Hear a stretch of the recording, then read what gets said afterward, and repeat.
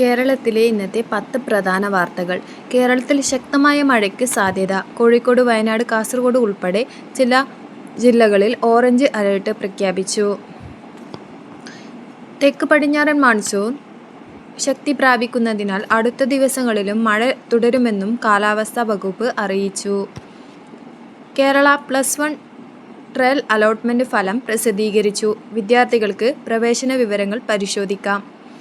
കേരളത്തിലെ ഭാവി സാമ്പത്തിക വളർച്ചയിൽ സമുദ്രാധിഷ്ഠിത സമ്പദ്വ്യവസ്ഥയ്ക്ക് കൂടുതൽ പ്രാധാന്യം നൽകുമെന്നും അറിയിച്ചു.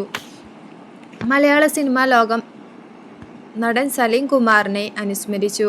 സംസ്ഥാന ബഹുമതികളോടെ സംസ്കാര ചടങ്ങുകൾ നടന്നു. കേരള രാഷ്ട്രീയവുമായി ബന്ധപ്പെട്ട ചർച്ചകൾ ദേശീയ തലത്തിൽ ശ്രദ്ധ നേടുന്നു. ഇന്ത്യ കൂട്ടായ്മ യോഗത്തിന് മുന്നോടിയായി രാഷ്ട്രീയ നീക്കങ്ങൾ സജീവം. ശക്തമായ മഴ കാരണം ചില പ്രദേശങ്ങളിൽ ഗതാഗത തടസ്സങ്ങൾ ഉണ്ടാകാനുള്ള സാധ്യത മുന്നറിയിപ്പ് അറിയിച്ചു. കൃഷി മേഖലയെ ബാധിക്കാവുന്ന മഴ വ്യതിയാനങ്ങൾ സർക്കാർ നിരീക്ഷണത്തിലാണ്. ഫ്രഞ്ച് ഓപ്പൺ പുരുഷ സിംഗിൾസ് കിരീടം നേടി അലക്സാണ്ടർ സ്വരേവ്.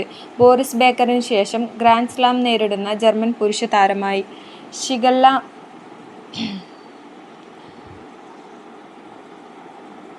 ഷിഗല്ലയെ ബാധിച്ച് ആദ്യ മരണം. പൗരത്വ പരിശോധന. NPC ദേശീയ പൗരത്വ രജിസ്റ്റർ തയ്യാറാക്കിയ ആദ്യ സംസ്ഥാനം ആസാം. പശ്ചിമേഷ്യ